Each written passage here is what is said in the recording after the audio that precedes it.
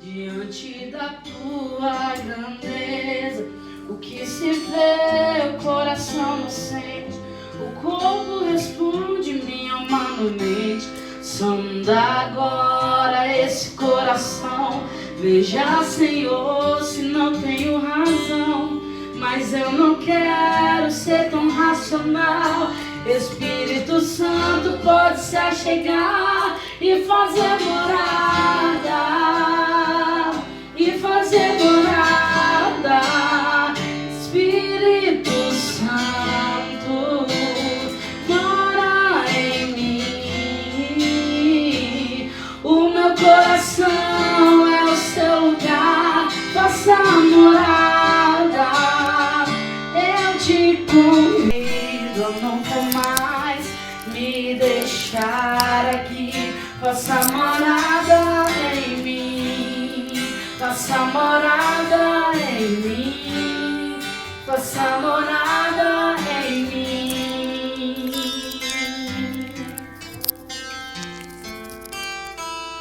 Eis-me aqui, tantas fraquezas, diante da sua grandeza.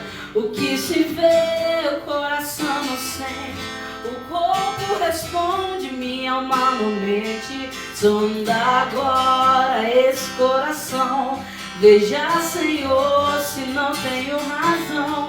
Mas eu não quero ser tão racional. O Espírito Santo pode se achegar e fazer morada, e fazer morada. Espírito Santo, mora em mim. O meu coração é o seu lugar, faça morada. Eu te convido a nunca mais me deixar aqui. Faça morada em mim, faça morada em mim, faça morada em mim.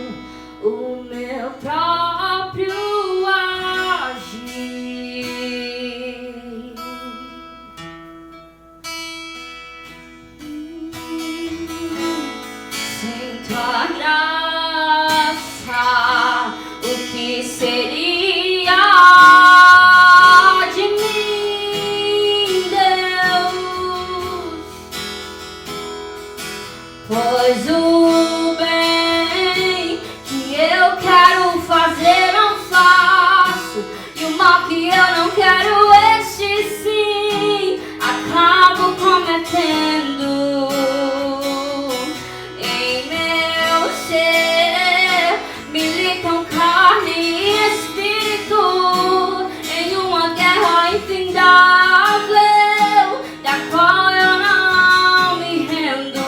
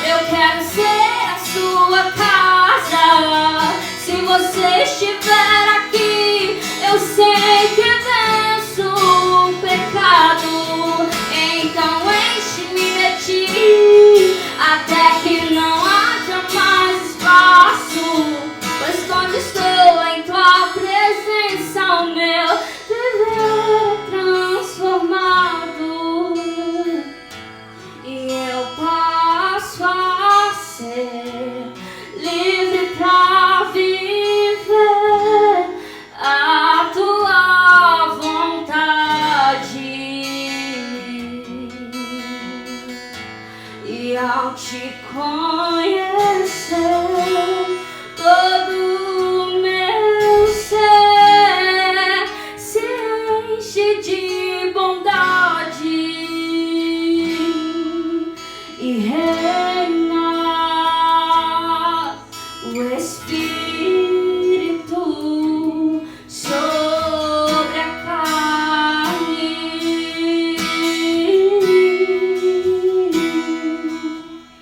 E reina o Espírito sobre a carne.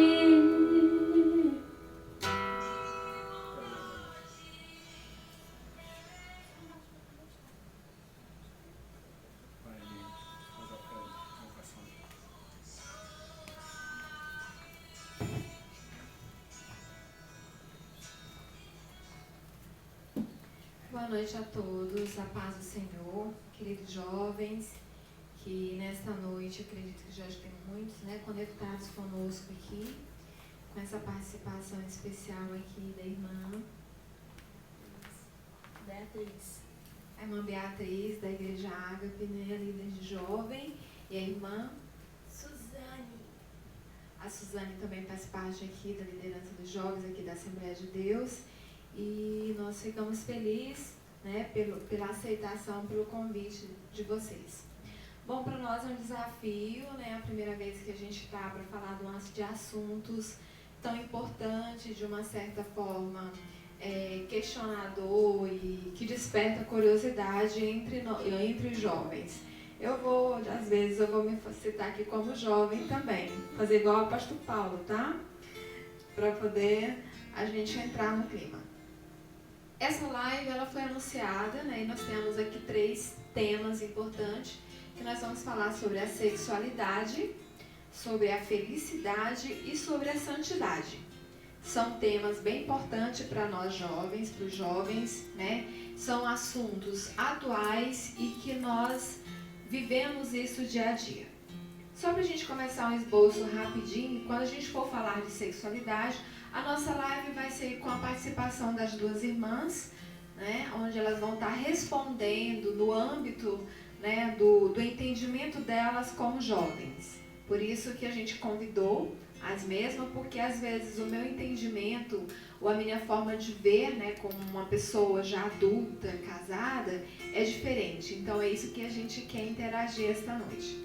Então, falando de sexualidade, quando a gente fala o que é sexualidade, vem vários temas na nossa cabeça, certo? O que é sexualidade? A primeira coisa é que a gente se foca no prefixo de sexo, Então, assim, hoje nós não estamos aqui para falar do sexo em si. Sexo é um ato. Nós vamos falar da sexualidade. O que é sexualidade? É todo o nosso corpo, é toda a alteração do corpo, O que envolve o nosso corpo, quanto mulher, quanto homem. É a ação de vários hormônios, é a ação de vários conjuntos, da forma como a gente se veste, da forma como os nossos sentimentos, a nossa mudança é hormonal. Então, tudo isso a gente fala de sexualidade, tá? Não o sexo é o ato em si, isso a gente não vai abordar, tá bom? E aí nós vamos aí pela nossa, eu vou perguntar agora a irmã, eu quero falar a Suzane e a Beatriz. Não é a idade, entendeu? É só mesmo questão de saber se vocês também estão ok. Para a irmã Beatriz, para você nesse tema, a sexualidade, o que é sexualidade em si no seu mundo como jovem, como líder? Se isso te traz alguma preocupação, alguma curiosidade, o que você pode estar falando essa noite? Assim, sexualidade é uma série de comportamentos que concernem, ao ato da relação sexual, a satisfação sexual. Eu acredito que hoje a sexualidade está bastante deturbada.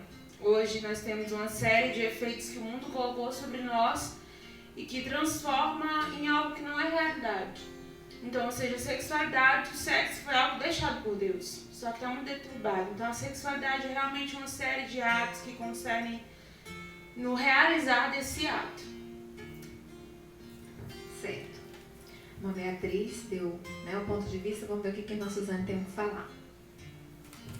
Então, como ela já tinha, a irmã Eliane falou, né, sobre a sexualidade, ela envolve todo o hábito que nós temos nas nossas vestimentas, né, no ato em nosso corpo, e realmente isso traz para nós, nossos dias atuais hoje, num todo, assim, questão de jovens hoje, está bem, bastante mesmo, assim, de uma forma onde tem muitos interpretando isso de forma errada, né? Nós vemos até mesmo nas nossas igrejas, jovens em que não sabem, não têm um entendimento e se comporta como se fosse uma pessoa do mundo mesmo, né? Não tem aquele cuidado de se comportar diante da igreja, diante da sociedade também, porque eu vejo assim, que um jovem, quando ele entende que ele deve se comportar diante disso, eu devo ser exemplo tanto na igreja, quanto também para o mundo, né? Então, é isso que eu entendo sobre a sexualidade em relação a tudo. Está ligado a tudo, ao nosso corpo, ao que você fala, ao que você diz, ao que você insinua, ao que você age, de acordo com o que você tem dentro de você. Bom, nós vimos aí na primeira pergunta, né, duas respostas, né, diferentes e que elas estão dentro do contexto, né? Foi o que a gente abordou no início. Sexualidade, ela envolve o comportamento em si, a mudança corporal em si, né? Desde a questão do ato em si, que é o sexo, né, que a irmã Beatriz falou, quanto a questão do meio, como você se veste, como você sente, como você reage, isso tudo envolve a sexualidade e que ela está bem aflorada nesse período de adolescência, no período onde vocês tenham a transição, né, de adolescente para a fase jovem, que é essa fase até os 23, 25 anos, onde vocês ainda estão chegando na fase adulta. Dá um abraço para os jovens de Colinas, os jovens que estão todos lá assistindo. Queremos então dar um abraço, mandar um abraço aí, né, para os jovens de Colinas que estão aí sintonizados na nossa live. E a gente está aí, se quiserem estar mandando alguma pergunta ou fazendo alguma justificação também, a gente está à disposição. Bom, então entender o que é sexualidade, né? Sexualidade é todos os componentes do nosso corpo. A partir de hoje a gente vive a sexualidade, a mudança corporal, a mudança hormonal, a mudança de pensamento, são tudo isso que envolve a sexualidade. Dentro disso, nós temos uma pergunta. Que vestimentas apresenta a sexualidade? Então vamos lá, esse tema é bem, né, ele é um pouquinho profundo, mas vamos ver como é que a irmã Suzana vai responder. Estou curiosa. Então, vamos lá, gente. O que as vestimentas apresentam na sexualidade, né?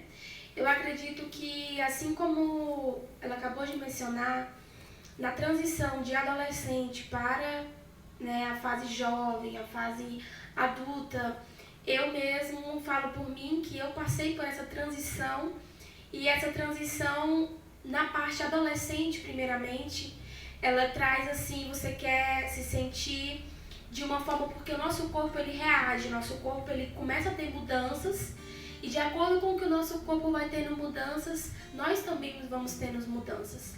E isso é engraçado, eu falo pelo fato de que eu sempre nasci no Evangelho, né? E de alguma forma você chega num lugar, por exemplo, nas escolas, né? Como a gente estuda, como eu estudei. Chega na escola, você tem um vestimento onde você se comporta com uma saia, com um vestido. E você chega lá na escola, você já vê outras pessoas de outra forma. Então isso vai gerando dentro de você perguntas, dúvidas, por que você deve se comportar daquela maneira, né? Mas isso, trazendo para o nosso meio evangélico, nós sabemos a nossa posição diante do mundo, diante das pessoas, né? Então, assim, os nossos pais dentro de casa sempre ensinando como se comportar, como se vestir, porque querendo ou não, a roupa sim, na vestimenta, ela atrai sim os olhares, atrai às vezes alguém falar mal, atrai de alguma forma a pessoa. Então Então, assim, eu penso que quando nós escolhemos o modo em que nós nos vestimos, e principalmente como cristãos que nós somos, nós temos que nos comportar como cristãos. Você não deve vestir uma roupa depravada, onde vai mostrar demais o seu corpo, onde vai atrair olhares para você. Então eu acredito que a vestimenta, ela diz sim quem você é. Ela diz o que você quer transmitir, o que você quer passar para as pessoas. Qual é a imagem que você está transmitindo para as pessoas. Então eu digo que é melhor você se comportar diante como um verdadeiro cristão, né? Vestindo roupas aonde vem atrair pessoas a falar, olha como aquela pessoa é diferente, como ela tem um comportamento diferente, e não que você não seja uma pessoa que atraia as pessoas com um olhar para você de desejo, de vontade, mas que você venha atrair as pessoas de outra forma. Beatriz. Suzane já falou tudo. Complementando o que a Suzane disse, realmente, a vestimenta, ela apresenta a pessoa. E a gente, quando parte dessa fase, se você não tem o certo ensinamento sobre isso, acaba se depravando em relação ao vestimento. Eu acredito que nós, como cristãos, além da nossa personalidade tem que ser diferente, a nossa vestimenta também tem que ser diferente. Você transmite, igual a Suzane realmente falou, o que você sente com a sua vestimenta. Eu não nasci em lar cristão, me converti há 5 anos. E durante essa transição eu sofri muito, mas eu fui mudando, fui vendo que como minha mente mudava, minha roupa também mudava. Então eu acredito que a vestimenta diz muito sobre você. Quando nós vamos nos apresentarmos às pessoas, elas têm que ver o que tem dentro da gente, não o que tem no exterior. E se a pessoa está interessada apenas no seu exterior, aquilo vai passar. O que importa é o seu caráter, a sua personalidade. Então eu acredito que a vestimenta, ela diz sobre você, diz sobre sua personalidade, e ela é importante para honrar Cristo também. Jesus merece ser honrado também através das nossas vestimentas. Olha, amém, né? Assim, bem profundo. E eu vou estender mais um pouquinho desse assunto. Vocês, como cristão, como jovens, né? Vocês acabaram de falar que o cristão em si, ele tem um perfil diferente nas vestimentas, né? Porque fala assim, o que representa a sexualidade? O que a vestimenta, né, tem a ver com a questão da sexualidade? E vocês acabaram de falar que as vestimentas representam o que nós somos. Então, de repente, a gente vê hoje que muitos jovens se acabam se sentindo assediada pela forma de vestir. Então, se eu tô com um decote muito grande, se eu tô com um short muito curto, apertado, uma roupa muito transparente, né, ou muito apertada, é lógico que isso vai chamar a atenção, né? E às vezes, não que às vezes você vista isso, porque algumas feministas, alguma mulher fala, a mulher ela se veste para ela, mas nós temos que entender que nós fazemos parte de um contexto, né? Se fosse assim, a gente poderia estar saindo só, né, nudes na rua. Mas assim, como cristão, vocês se sentem discriminados? Vocês já sentiram de uma certa forma um olhar estranho, porque vocês, às vezes, igual a Suzana falou, né, vou para a escola e lá às vezes tem pessoas que não se comportam de uma forma adequada para ir para a escola. Ele se veste como se ele fosse na esquina, né, tomar um sorvete. E eu sempre defendo que se você vai numa igreja, você tem uma vestimenta. Se você vai em um fórum, você tem uma vestimenta. Se você vai a um casamento, você tem uma vestimenta. E o cristão em si, ele acaba usando a vestimenta dos mesmos ambientes justamente porque ele tem uma preocupação a mais com o corpo, de não chamar atenção, de não atrair para a sexualidade ou para o pensamento do outro. E aí, me diz se você já se sentiu de uma certa forma discriminado ou você acha que nada a ver. Com certeza, né? A gente chega no lugar, a gente já vê alguém olhando diferente. Eu estava uma vez na feira da lotérica e a gente conversando, né? A moça chegou e perguntou pra mim, você é crente, não é? Eu disse, será porque sua roupa é diferente. Então eu acredito que a gente sofre muito preconceito, sim, olhares tortos. A gente encontra pessoas que realmente olham, encaram e acham aquilo estranho. Porque hoje não é comum a gente se vestir adequadamente. Não é comum a gente ver mulheres cuidando do corpo, tendo cuidado, porque a Bíblia diz, né? Se você faz o irmão pecar, então a gente tem que ter cuidado com isso. Sim, a gente sofre muito preconceito, mas o importante é que é por ele, é pra ele. Amém? Realmente a gente faz, na verdade a gente tem uma vida, né? E a gente quer representar Cristo em nós, né? Você quer fazer alguma observação em cima disso? É importante tudo que ela falou. E eu tiro uma coisa pra mim que, de certa forma, eu sempre queria saber por que eu não poderia ser como as outras pessoas. Por que eu não poderia me vestir, me comportar como as outras pessoas. Demorei muito tempo para entender isso, porque de fato eu comecei a me preocupar com o que as pessoas pensavam de mim, da minha forma de se vestir, no momento em que eu tive um encontro com o Espírito Santo. No momento em que eu comecei a sentir que o Espírito Santo ele me cobrava as coisas. Às vezes eu queria ser como a minha amiga que vestia uma roupa totalmente onde os meninos, né, na escola olhavam para elas e tudo. Mas eu comecei a entender dentro de mim, demorou para mim entender isso, dentro de mim, o porquê que eu era diferente, porque eu deveria me comportar diferente. E eu sei que hoje, na nossa sociedade, dentro da igreja, existem sim jovens que não largaram suas práticas do mundo, que se veste dentro da igreja como se tivesse, sabe, em outro lugar comum, não tem aquela importância, diz o seguinte, eu estou, como a irmã Eliane falou, tem roupa para toda ocasião, né? Mas dentro da igreja, não dizendo que é um tabu, mas eu querendo dizer que o Espírito Santo, quando ele entra dentro de nós, e se você tem essa dificuldade de olha, eu tenho dificuldade de usar uma roupa onde eu venha ser diferente na faculdade, onde eu venha ser diferente no meu trabalho, eu te convido a perguntar ao Espírito Santo se ele se agrada da forma em que você se veste. Porque é isso que eu faço. Às vezes eu quero vestir uma roupa que não tem nada a ver com o que eu sou dentro de mim. E o Espírito Santo ele vai lá e chama a atenção. E é isso que o Espírito Santo faz, né? É isso que ele fala. Equipe, 2 minutos para cada resposta.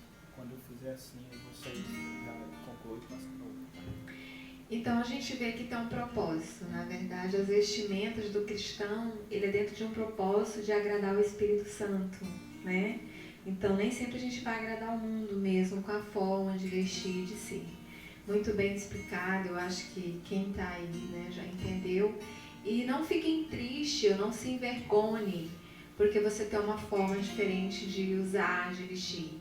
É o que a irmã Suzana falou. Se você está bem com o Espírito Santo, se você se sente bem diante de Deus, é o que importa, né? O que importa. Nós vamos para a terceira pergunta, que fala sobre a pornografia faz parte da sexualidade? Então, assim, alguém de vocês quer comentar sobre esse tema primeiro?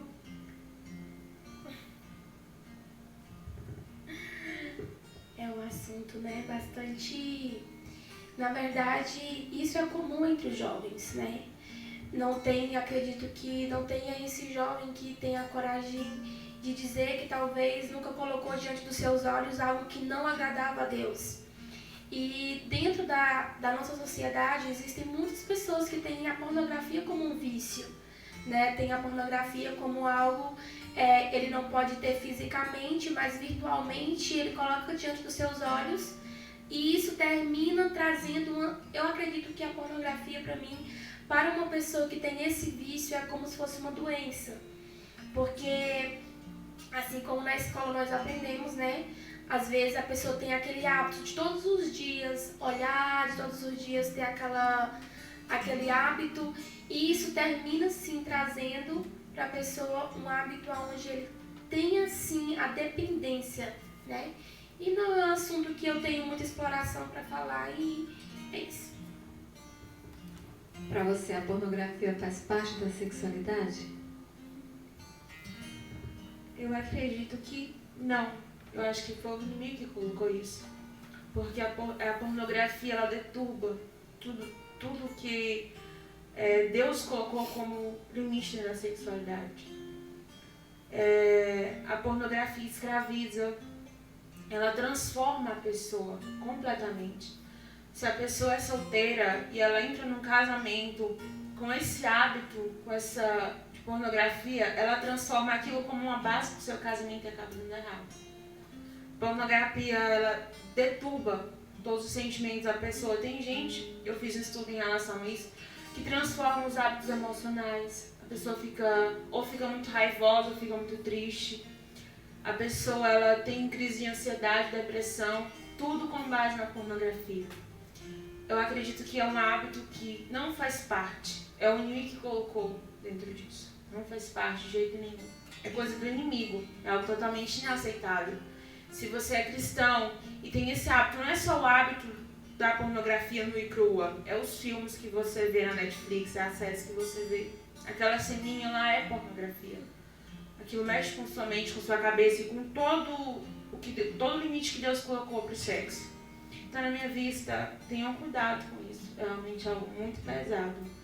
Estatal também não tenho realmente assim, uma sabedoria muito grande em cima desse tema, mas é o que eu penso em relação a isso.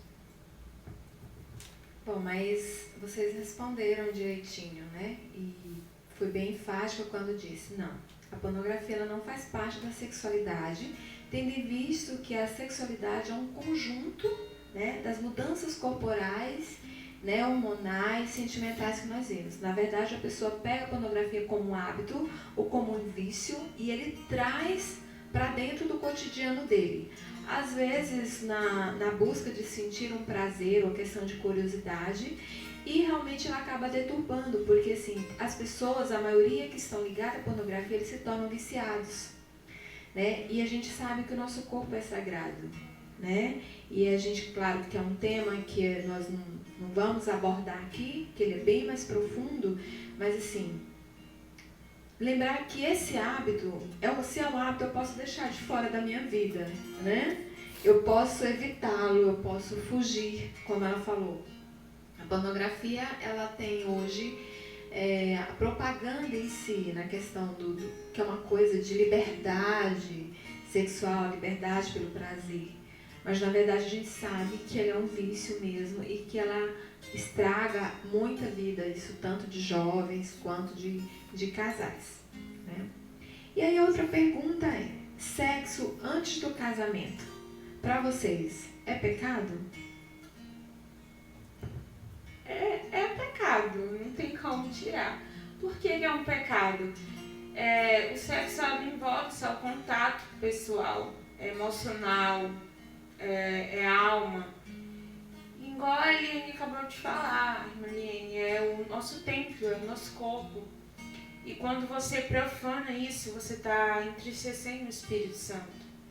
O Espírito Santo é sensível. E antes do casamento é pecado, porque você coloca uma série de situações que podem acontecer. Uma gravidez, uma doença, uma mistura na sua mente, algo que não vai ser legal. Então é pecado. Não tem muita coisa a se falar. A Bíblia já diz, o templo do Espírito Santo, o Espírito Santo está ali. E eu vejo na Bíblia falando de uma relação sexual apenas após o casamento. Então, para mim, é isso. Suzana, seu ponto de vista?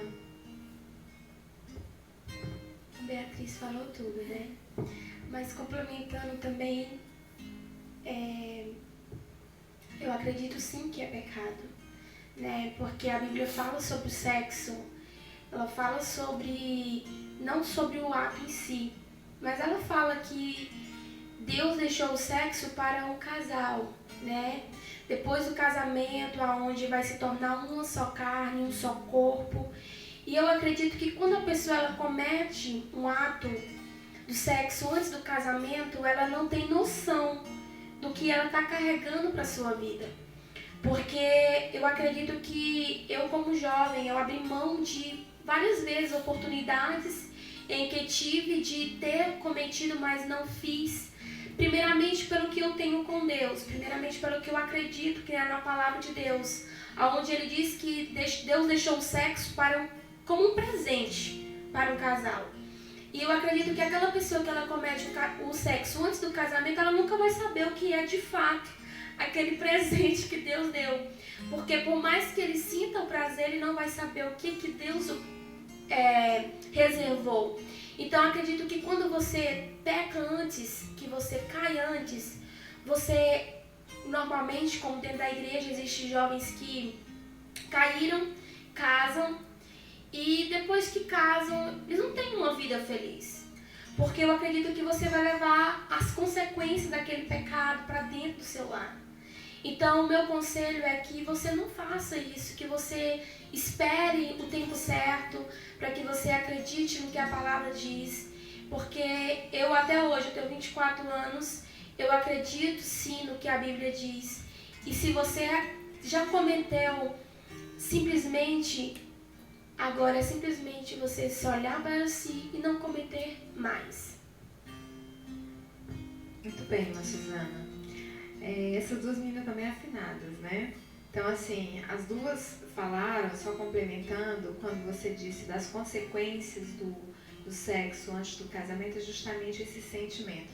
Primeiro vem a preocupação, a consciência pesada, o medo de engravidar, o risco de pegar uma doença sexualmente transmissível, né? Por mais que você, igual os jovens, Deus vem, se reconcilia, mas ele fica com aquela situação, né? Tipo assim, nossa, a cereja foi antes, né? Então, assim, e biblicamente fala mesmo, né? Em Timóteo, Paulo fala, fugir das paixões. A gente sabe que na idade que, como ser humano, falando em sexualidade em si, todo mundo tem esse sentimento, né? Mas que errado biblicamente é. A Bíblia considera fornicação, pecado de fornicação, né? Então tá. Bom, nós falamos de sexualidade, nós vamos falar agora sobre o nosso segundo tema, que é sobre felicidade, né?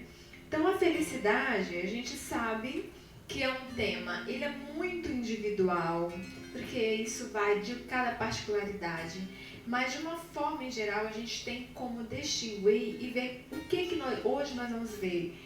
O que você define por felicidade para vocês? E a pergunta é, o que é a felicidade em si? Vamos começar aqui pela irmã Suzana.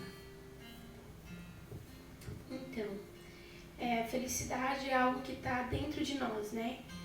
Nossas reações, nossos sentimentos. E o que é felicidade? Hoje nós vivemos um mundo onde as pessoas, cada dia que passa, vemos mais pessoas tristes, pessoas depressivas, pessoas que não conhecem a felicidade. E não tem como eu falar de felicidade, não falar de Jesus, não falar de Deus, não falar do Espírito Santo. Porque a pessoa que está no mundo, ela pode procurar a felicidade em qualquer coisa. No mundo, na bebida, na prostituição, mas ela nunca vai encontrar. Porque para mim felicidade é aquilo que eu tenho com Deus, é aquilo que eu sinto, é aquilo que eu vivo com Jesus. E muitas vezes pessoas não conseguem ser felizes porque não conseguem se libertar de coisas que há dentro de si.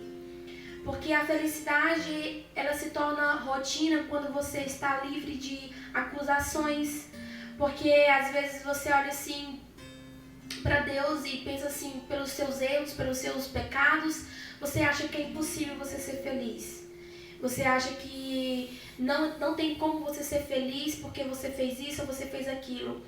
E o primeiro passo para você ser feliz é você confessar a Deus os seus atos, os seus pecados diante dele, para que ele possa tirar tudo isso e que você experimente essa felicidade que há nele. Porque como eu posso ser feliz se eu estou presa com coisas ruins dentro de mim? Então a felicidade é ter com Deus algo que você quer ter com Ele a partir do momento em que você diz eu sou feliz em Jesus. Muito bem, irmã Beatriz. A felicidade é o que a irmã Suzane falou. A felicidade é o estado da minha alma, do meu espírito, o estado pleno. É quando minha alma e meu espírito eles estão plenos. Para mim, a felicidade é estar em Deus. A Bíblia diz lá em Salmos 16:11 que em ti há plenitude de alegria, ou seja, a felicidade em Deus é plena. Eu acredito que a felicidade, ela é quando eu me refugio em Deus, eu me guardo em Deus e eu tenho os meus olhos fixos nele. É isso. É verdade. Na verdade, ele é uma sensação, né? Então, assim, eu não sei se vocês têm esse pensamento, mas quando a gente está feliz, geralmente vem o quê? Uma paz. Paz interior. Então, essa felicidade, para quem tem Cristo, ela é muito plena. Tem pessoas que realmente, ele cria uma situação, fala que é momentos, porque aí às vezes ele bebe muito, então ele está feliz porque ele bebeu.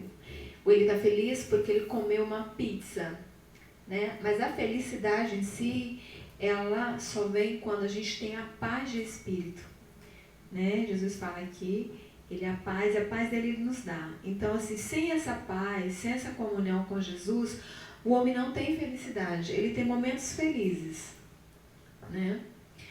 Bom, tem outra pergunta. Tem como ser feliz sem conhecer o sexo? Há uma possibilidade de a gente ser feliz? Nós acabamos de falar que felicidade é uma vida plena com Jesus. E feliz são momentos, né? Eu sou feliz. E se eu não conhecer o sexo, há uma possibilidade de eu ser feliz? Irmã Beatriz. Tem, né? A Bíblia é igual eu acabei de citar. A Bíblia diz, infelizes são aqueles que em mim se refugiam. Nele, como eu acabei de dizer, há plenitude de alegria. Então, com certeza tem. Jesus é a própria alegria, a própria felicidade. Tem. É uma resposta tão óbvia, né? Tem como, eu acredito sim. Porque, na verdade, é aquilo que é a minha escolha. É o que eu escolho. E a felicidade, ela não está ligada ao sexo. Isso é um prazer, né? Então, assim, ser feliz sem conhecer o sexo. Esses dias para trás, eu estava até debatendo com o nosso pastor e falando a respeito disso. E a verdade é aquele que nunca conheceu é diferente daquele que já conheceu, né? Porque, infelizmente, nós sabemos que existem, sim, nós somos seres humanos, nós somos pecadores, existem pessoas no nosso meio que já cometeram isso, não julgo ninguém, não somos aqui, né, santos para julgar alguém, mas nós só queremos dizer que quando você não conhece, eu acredito que é mais fácil do que para aquele que já conheceu. Porque eu posso abrir mão, como eu posso ser feliz por algo que eu nunca experimentei, né? Então, se eu não experimentei, eu não tenho como saber como que é essa tal, né, felicidade em conhecer o sexo. Mas para aquele que já conheceu é diferente. Então, eu acredito sim que é uma escolha que você faz. Que você faz e você acredita e assim é possível sim ser feliz sem o sexo. O apóstolo Paulo falava mesmo, né? E o apóstolo Paulo, a gente sabe que ele era um soldado romano, né? Era um homem que ele era de posses, ele era uma autoridade. Com certeza ele tinha várias mulheres nos pés dele, né? E ele conheceu, mas ele fez uma escolha. E ele falou, eu escolhi viver só. Se você não escolher, beleza, vai lá e casa para você não viver abrasado. Né? Mas em nenhum momento ele atribuiu que ele estava infeliz. Ele disse que a felicidade dele era em Deus, né? Era em Jesus. Então, realmente, não se preocupe, até porque se você for casar porque você acha que o sexo vai te fazer feliz, é um tremendo de um engano. Porque há todo um contexto. Se a gente for olhar dentro da sexualidade feminina, se a gente for bater a sexualidade feminina em si, dentro de qualquer casal, a primeira coisa que vai embora, geralmente, é justamente a respeito do sexo em si. Então, o sexo é um momento de prazer. E que o que vai te deixar feliz é o contexto, né? Porque tem pessoas que têm prazer, mas ele faz o quê? Ele desloca uma frustração, por isso que existe né? As pessoas, os maníacos por sexos, os estrupadores, né? Justamente por isso. Então, há sim como a gente ser feliz. E não case achando, você tem que casar com uma pessoa que você se sinta plena com ele. Não para você ter relação, uma vida sexual com ele, porque você vai realmente falar, nossa, é só por causa disso? Né? Porque a vida, o casamento em si, é todo um contexto para que você se sinta plena. Bom, nós vamos aqui à nossa terceira pergunta sobre a questão da felicidade. Se tem como ser feliz sem religião. Gente, é um pouquinho complicado isso aí. Fala aí, Suzana. É verdade, é um pouco complicado, porque eu falo porque eu nasci, né, no Evangelho, meus pais, pastores e tal, e de um tempo pra cá isso virou um assunto que bastante discutido, né, sobre religião. E eu acredito que de forma, no começo, assim como eu comecei com minhas irmãs adolescentes, a gente tinha sim dentro da igreja tinha aquela autoridade, aquele ditado, aquela coisa, tipo regime militar, onde você não podia tal coisa. E depois de um tempo isso tornou um assunto onde as pessoas pararam um pouco de pegar a religião como algo assim, você tem que ser assim, você tem que fazer assim porque você aprendeu assim. E hoje eu vejo que a religião ela se torna apenas uma igreja onde eu vou, onde eu congrego, onde eu estou ali, mas não que a religião ela influencia de certa forma quem eu sou, né? Porque eu acredito que você tem sim que acreditar naquilo que Deus diz que você é, naquilo que Jesus diz que você é. E não tornar isso como um fato de eu tenho que viver na religião e ser dessa forma.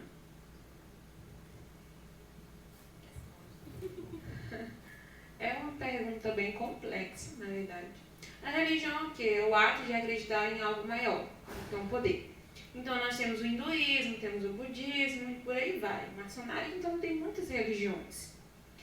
Eu acredito que, assim como como o cristão, o evangélico é uma religião. Eu acredito que é possível ser feliz sem a religião, mas sem Cristo não. Porque para mim, Beatriz, Cristo não é uma religião. Cristo é uma pessoa e eu preciso ser discípulo, eu preciso seguir. Eu não sou um religioso, eu sou um discípulo.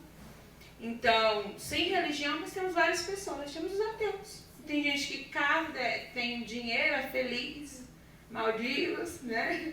Uma prainha, mas é feliz. Aparentemente é feliz. Então, sem Cristo, não. Porque a gente já nasce com um vazio. O ser humano já nasce com a tendência de seguir algo. Até o ateu acredita em algo. Ele acredita que não existe. Ele firma a fé dele naquilo. Não existe. Então, a gente precisa acreditar numa coisa.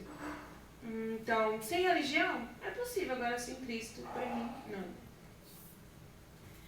Verdade, só fechando o que vocês falaram, a religião é o quê? São grupos, né? Algo que você acredita. O ser humano, se a gente pegar lá desde Adão, ele não nasceu para ficar só. E a gente precisa de grupos, né? Até para a gente expandir, para a gente amadurecer, para a gente melhorar. E a igreja em si, quando fala em religião em si, é uma forma, eu vou para aquilo que eu acredito. De repente, tem pessoas que têm a religião dele ali que os cristais, então ele acredita naqueles cristais, né? Agora, ele é feliz, né? Ele pode ser feliz, mas ele não às vezes ele não consegue sentir o amor pleno de Deus, né? E se falando de felicidade, ele pode ter momentos de felicidade, mas não é pleno porque ele não tem a paz. É a paz só Jesus que dá. Então, se religião é tudo que você escolhe para seguir, né? Então, como você disse, hoje nós escolhemos ser cristão.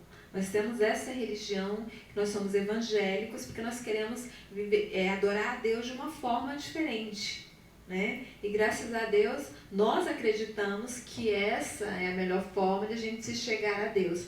Porque a Bíblia também fala que é bom que o homem congregue, né? Que é bom que a gente... É uma forma de a gente firmar. Nossas experiências com Deus nos faz ficar mais próximo, né? Mas, independente da religião ou não, a gente só é feliz com Deus, né? Com Deus. Muito bem. A quarta pergunta é: tem como ser feliz sem relacionamento sentimental? Exemplo, namoro, paixão, né? Há possibilidade de a gente ser feliz sem esse sentimento? Ou é uma escolha também? O que você acha? Eu acredito que é uma escolha da pessoa, realmente. Quando Adão estava lá no Éden, eu acho que ele não pediu para Deus. Acho que Deus viu, Adão tá sozinho, ele tá vendo os bichinhos, tudinho, tem um parceiro, então eu vou dar. Agora o apóstolo Paulo falou que ele não queria se casar. Ele não ia se casar. Entendeu? Então eu acredito que é uma questão de escolha. Eu, Beatriz, pretendo um dia me casar. É uma coisa que eu quero. Eu acredito que isso vai trazer felicidade. Mas enquanto eu não caso, eu também sou feliz. Porque a gente volta para aquele tema. A plenitude de felicidade em Deus. Então, é possível ser feliz dependendo da sua escolha. É simples, não é algo tão profundo. Depende de você, do que você escolhe. Você precisa estar apaixonada, obsessivamente apaixonada para ser feliz? Fala aí. Ai, é verdade. Eu acredito que isso é uma escolha, né? E assim como o apóstolo Paulo falou lá a respeito sobre o casamento, né? É uma escolha onde você, depois que você escolhe, você vai viver para o seu marido, o esposo vai viver para o seu esposo vai viver para o seu marido. Mas isso é uma coisa que de fato vai acontecer um dia. Um dia eu vou casar, um dia eu vou ter minha família.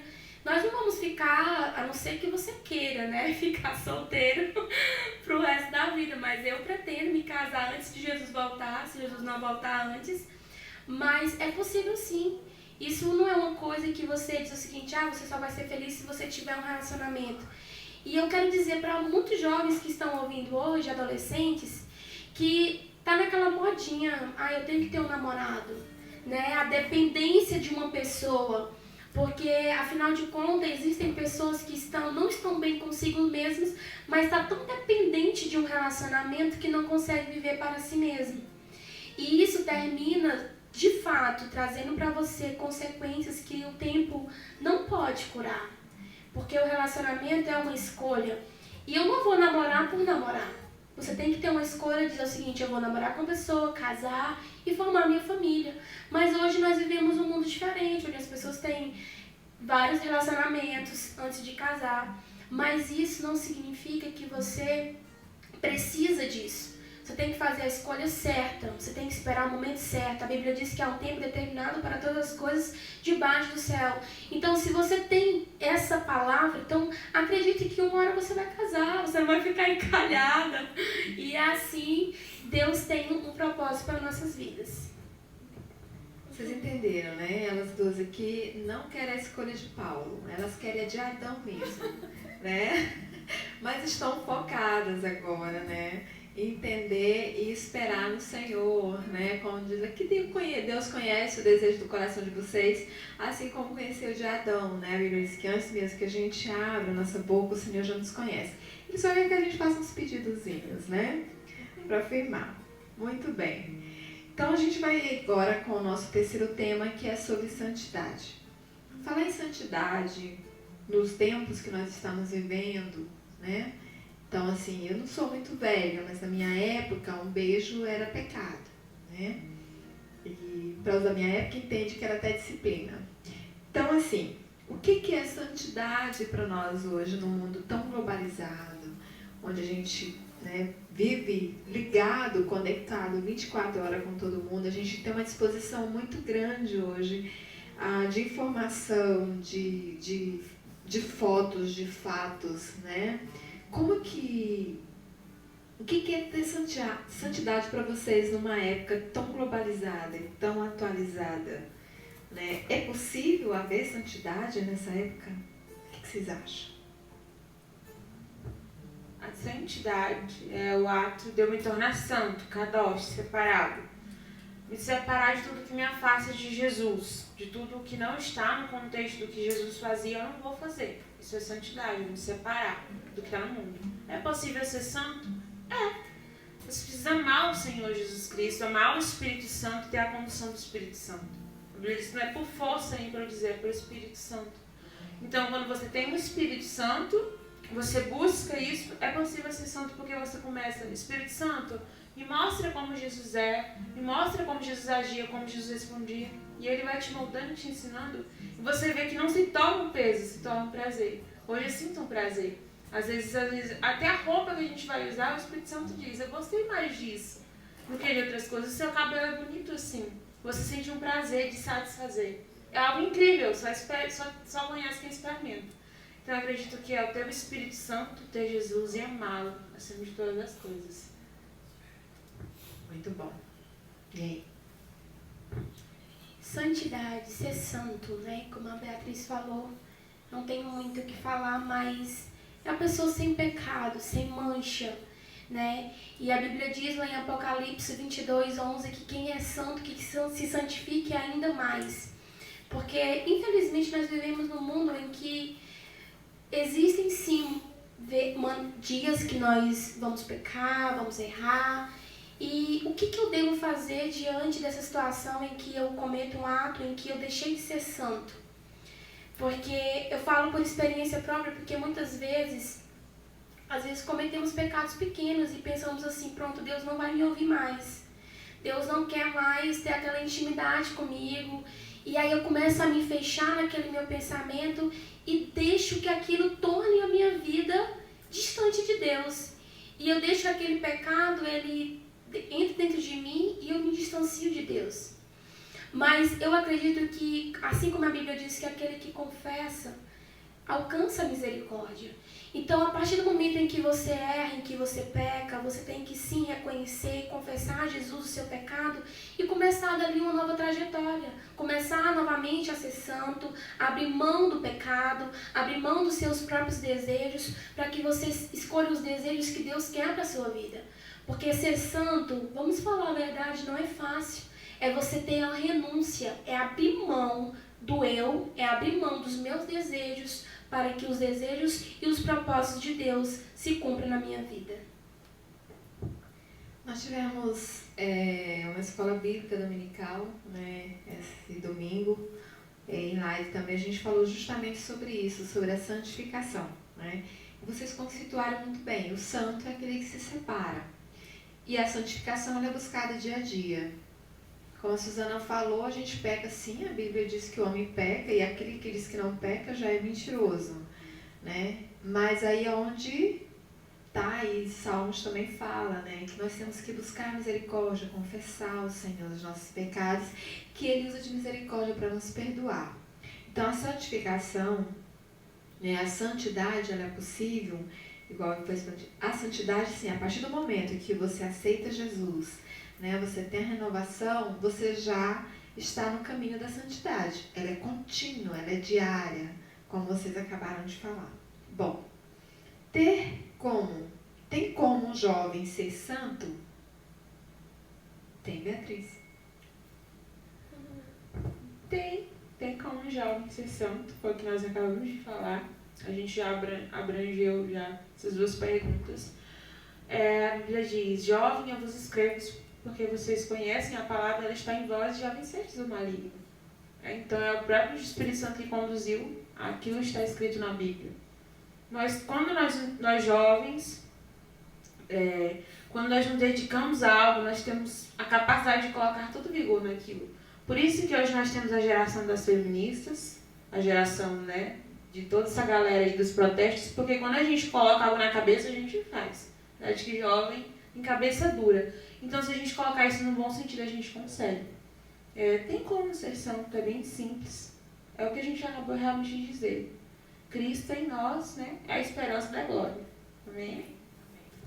Você quer comentar? Não. Tá tranquilo? Então, sim, elas responderam que tem, sim, como jovem ser santo, né? Então, eu acredito que essa santificação a gente não consegue ela sem a participação do Espírito Santo, né? Isso ficou bem claro. A gente só consegue isso, tudo que nós estamos falando aqui, se nós vivermos em espírito. A nossa carne é outra história. Nossa carne é o que nós temos combatido dia a dia, né? É o que nos faz, às vezes, patinar, dar 2 passos atrás, é aquela sensação de que o Senhor vai me abandonar, né? Porque nós vivemos essa briga. A Bíblia fala que a gente tem essa briga da carne com o espírito. Então, o jovem no espírito, ele consegue sim ser santo. Bom, qual o modelo de um namoro santo? Quem que vocês dois estão namorando para eu começar? Ou vocês estão só na oração? Tá difícil. Mas vamos aí ver, sei lá, o que elas dizem para nós.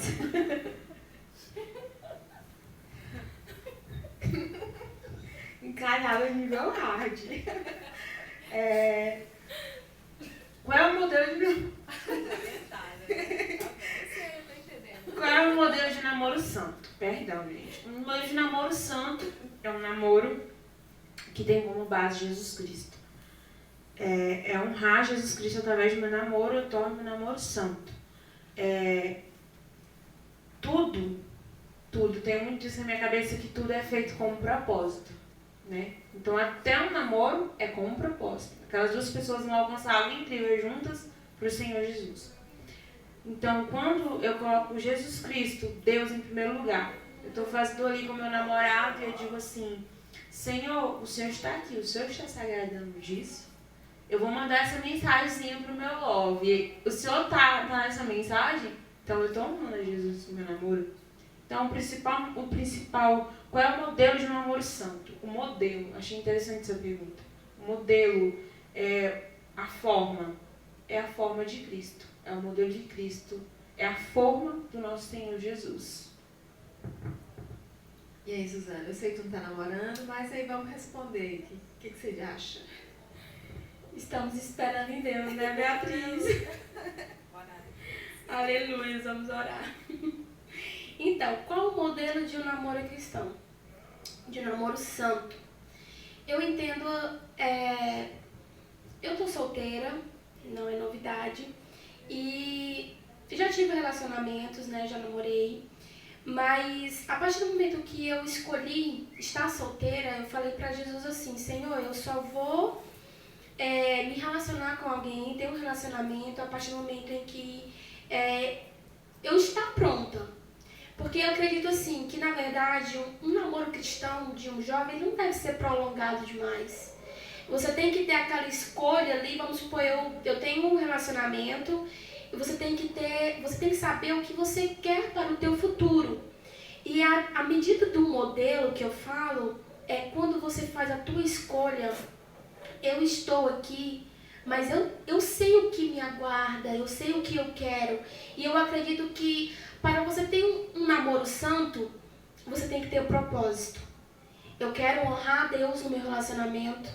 Sabemos que tem jovens que querem ficar sozinhos, que querem ficar no escurinho, aproveitam o momento em que o pai e a mãe saem de casa e termina fazendo coisas que não agradam a Deus. Nós devemos fugir da aparência do mal. Nós devemos fugir dos nossos desejos. Se você sabe que se você vai estar com o teu namorado ou com sua namorada em um lugar em que você vai cometer, porque nós somos seres humanos, nós sentimos quando nós temos uma reação que vamos, né, aprontar alguma coisa. E isso aflora os sentimentos e um beijo já atrai. Tudo isso já é o começo de algo que você sente dentro de você, os seus hormônios, né? Então, assim, para você ter um modelo de um relacionamento santo, primeiramente você tem que escolher a pessoa que Deus tem para você. A pessoa que Deus escolheu para você. E saber esperar o tempo de Deus para você ter esse relacionamento. A partir do momento em que você começa a namorar, você tem que ter um tempo determinado daquele relacionamento. E você tem que casar, para você não pecar. Porque se você continuar namorando, uma hora, né? Olha, muito bem. E assim, em Romanos 13 fala, o que nós devemos evitar quando a gente sai para namorar? Primeira coisa, a Bíblia fala aqui, Romanos 13 diz, andemos honestamente, né, como de dia, né, foi o que você acabou de falar.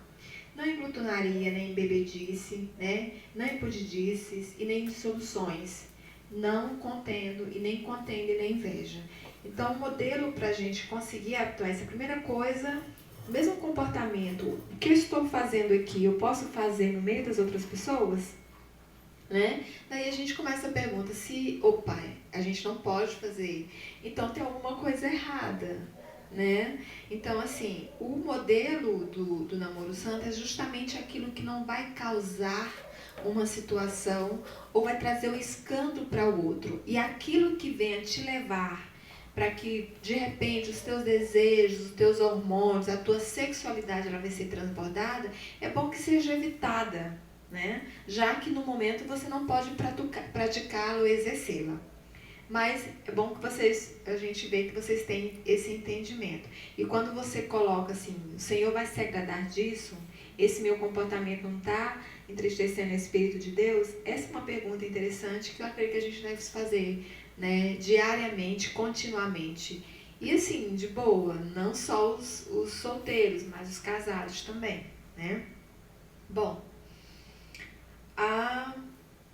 qual o caminho da santidade? Olha só, qual o caminho da santidade? O que você diz, Beatriz, sobre o caminho da santidade? O que eu preciso fazer? O caminho da santidade, eu sou o caminho, eu sou a verdade, eu sou a vida, Jesus. Não tem como eu conhecer alguém sem conversar com essa pessoa. Eu vou conhecer a Suzane, a partir do momento que eu sentar com a Suzane. Suzane, o que você gosta? Você gosta de pizza de quê e tal? Então eu preciso comungar com Jesus. Essa é a santidade. Jesus, o caminho, a verdade e a vida. O próprio Jesus responde isso. Eu sou o caminho, a verdade e a vida. Então qual é o caminho da santidade? A comunhão com Jesus.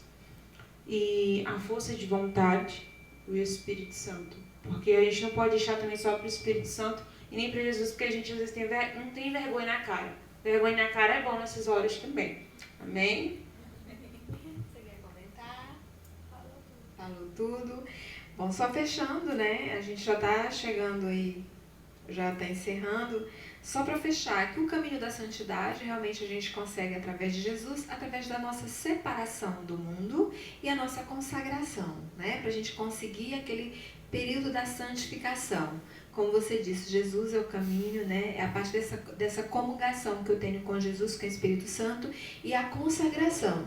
Não adianta a gente se separar e a gente não ler a palavra, e a gente não congregar, e a gente não orar, né? Nós não fizemos as ordenanças, né? A gente não consegue a santificação. Bom, nós temos algumas perguntas abertas que eu gostaria de comentar rapidinho. Diz o seguinte: pode casar com alguém que não é virgem, né? Bom, a Bíblia fala que o homem ou a mulher não santifica o outro. Então, às vezes, porque primeiro, a Bíblia diz que os nossos pecados, né, para quem fez essa pergunta da nossa live, eu vou responder rapidinho. Então, a própria Bíblia fala, como o Salmo a gente falou, né? Salmo 2 e 4, né, que fala, Salmo 7, 12. Uma pessoa que ele cometeu a fornicação, né, que é o ato sexual em si, antes do casamento, e de repente ele casa com alguém que é virgem, primeira coisa, se ele foi perdoado por Deus, a Bíblia diz que até dentro de um relacionamento, se o cônjuge perdoou, pronto, né? Então, a partir do momento que tem que ser sincero um com o outro, né? Se a mulher ela perdeu a virgindade e o rapaz, ela tem que chegar e conversar com ele, que ela não pode, na noite de núpcia, ela chegar e falar, meu bem, porque vai acabar o resto da lua de mel. Ela tem que chegar e ser sincera, porque ele vai ter o poder de, né? Ele vai poder perdoá-la ou não. Então, se ela reconheceu aquilo e ela pediu perdão e se sentiu perdoada por Deus, amém. E ela chega e conversa com o noivo, né, com o namorado, e ele vai aceitar. Isso é uma questão muito cultural. A gente sabe que alguns países não aceitam. Basicamente, nessa parte dos judeus, que eles têm mais uma cultura fechada. Hoje no Brasil não, mas eu entendo que a própria Bíblia fala, né?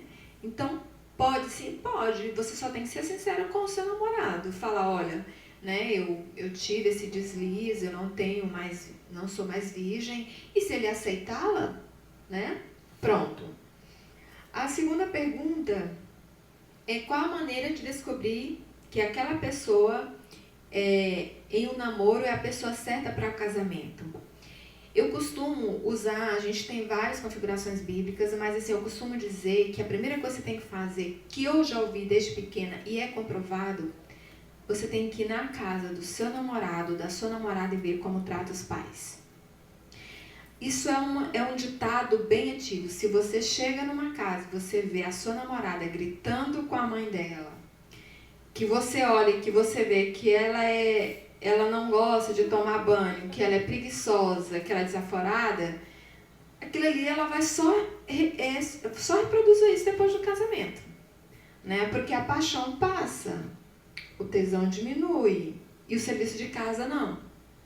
Se você chega na casa e você vê o rapaz, aquele rapaz preguiçoso, aquele rapaz que só sabe beber, ele vai ser o seu marido no futuro. Ele pode até no momento, no primeiro ano, ele ser diferente, mas ele vai cair naquela mesmice, né? Então, assim, a própria Bíblia fala, né? Quando chegou essa pergunta, eu fiquei interessada para a gente ver dentro do conceito bíblico. Ela fala em Filipenses, né? Em Filipenses 2, Filipenses 2 e 4, em 2 Pedro também fala sobre isso. E assim, a Bíblia fala, inclusive, se você, tipo assim, namorar com alguém que ele seja colérico, ou seja, aquela pessoa explosiva demais, ignorante demais, a tendência dele é seguir. É o tipo de caráter. Então, o que eu tenho que olhar? Eu tenho que me atentar como que esse rapaz também é visto, essa moça é vista na sociedade. Às vezes, em algum ponto, se é uma pessoa que ela não se sente amada, ou teve todo um problema, um processo, que às vezes na infância, um trauma, e que você está ali, que você pode ajudar, é diferente. Mas a coisa mais importante é você fazer mesmo a questão da certidão negativa da pessoa, né? Se aquela pessoa ela tem condições de ser seu marido, se ele tem perspectiva de ser um bom esposo, ele trabalha, ele é preocupado com o seu futuro, né? Porque o amor, só o amor de Deus me basta. O amor do seu cônjuge, ele só vai te bastar se ele te der segurança, se ele te der uma casa para morar, se ele deixar você passar fome, né? Se ele não ele vem para te proteger. Então, como a pergunta fala, como é? A primeira coisa, e se ele tem um temor de Deus, né? Como ele é visto. Então, em um contexto maior, se essa pessoa tem um temor de Deus, como que Deus, se o fruto do Espírito está nele. Qual é o fruto do Espírito? Né? O fruto do Espírito é a paz, a longanimidade, a tolerância, a mansidão, é o amor, né? Então, aquele cara colérico, aquela menina que ela causa discórdia onde ela chega, né? Ela causa, você vai casar com ela e ela vai continuar sendo a mesma pessoa, né? E aí a gente tem que pedir orientação de Deus, como vocês dois estão na oração e continua, porque às vezes vem a ovelhinha, né? Vem a ovelhinha só com a pele de cordeiro.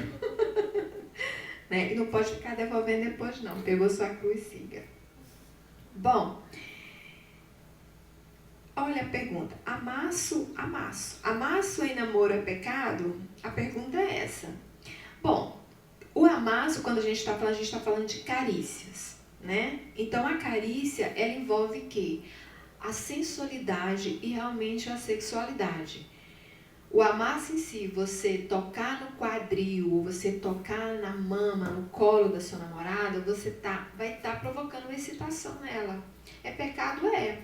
Porque você vai sentir o desejo, né? De ter uma atividade sexual. Então vamos evitar, vamos ficar no carinho, né? É tocar no cabelo, no rosto, na mão, né? É no braço, no anterior do braço, que você, a mulher, se sente confortável, ela se sente amada, né? E ela se sente segura. Porque se você for para a carícia, que é o amasso chamado, você vai acabar caindo, né, no ato da fornicação, que é o ato sexual em si. Vocês querem falar alguma coisa sobre... Foi esclarecido para vocês? Né? Foi, né? Então, assim, gente, a gente espera que tenha, de uma certa forma, tirado, né, algumas dúvidas, né, sobre esse assunto, sobre sexualidade, sobre santidade. E nós vimos aqui que o ponto e o foco não pode deixar de ser Jesus Cristo. Se a gente sai desse foco, a gente se perde mesmo. Não tem santificação que perdure, né? Tudo vai por água abaixo, vai para o ralo mesmo, porque aí a nossa carne se manifesta. E a carne manifestada, a gente já sabe quais são os frutos da carne, né? Então, por isso, o nosso amor, o nosso pilar, o nosso tripé tem que ser Jesus, e a gente tem que viver nesse espírito que Jesus mandou para nós, assim, que ele subiu, né? E eu quero aqui devolver, né? Nós temos aqui... Eu agradeço a vocês, certo, pelo tempo, e eu vou passar aqui para a cantora e depois a irmã. Sim, estão já agradecidas, né? Foi muito bom a palavra de vocês, bem antenadas no assunto, isso é importante, ter a participação de vocês, né?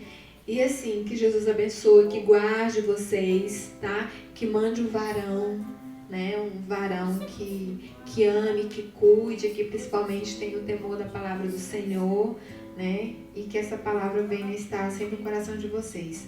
Nós vamos passar agora para a irmã Bianca, que vai fazer um louvor, e depois a irmã Beatriz vai encerrar com oração, tá bom? A Bianca está na oração também para casar, Bianca? Estamos aí na luta.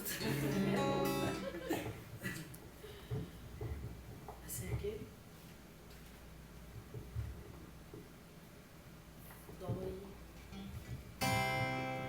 Sei que estás aqui, Senhor.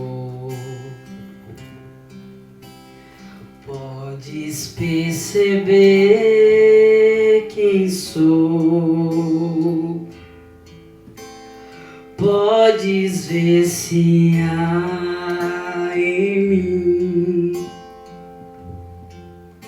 um verdadeiro.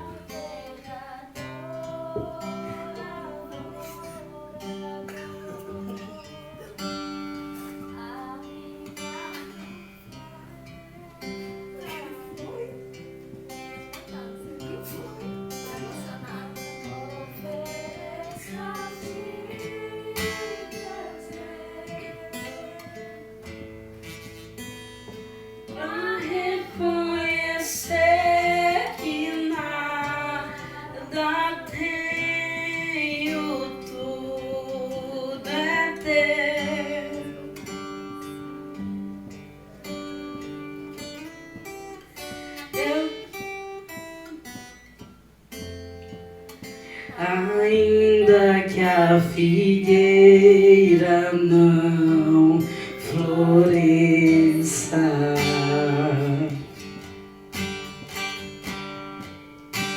eu quero me alegrar, mesmo sem ver.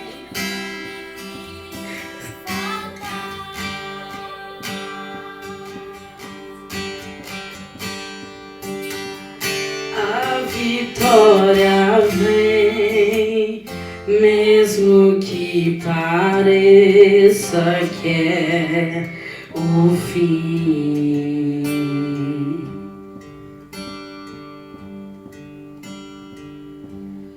Pois tu és fiel, Senhor, fiel a mim.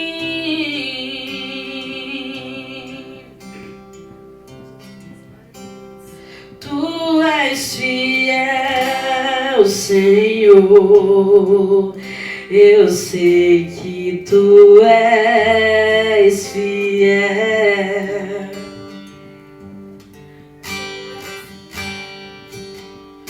Tu és fiel, Senhor, eu sei que tu és fiel.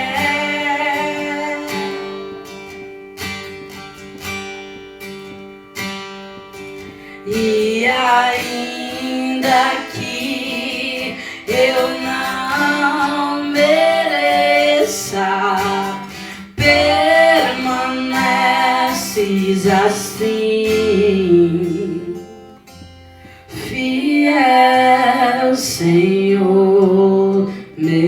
Deus, fiel a mim.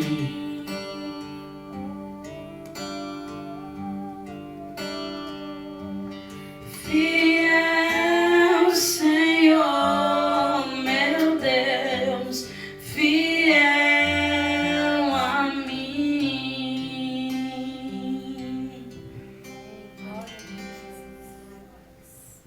Amém. Feche seus olhos onde você está, amém, na sua casa. Pai, nós te agradecemos por esse momento, por estarmos juntos. Te agradeço pela oportunidade de estar falando de Ti, porque tudo é por Ti, é para Ti, Jesus. Pai, guarda essa palavra no coração dos jovens, das pessoas que assistiram, Pai. E os leva à frente, os leva à intimidade, à comunhão contigo, Pai. Obrigada por tudo. Nós te entregamos esse trabalho e acreditamos que o Senhor esteve e continuará estando no nosso meio, Pai. Muito obrigada por tudo. Amém.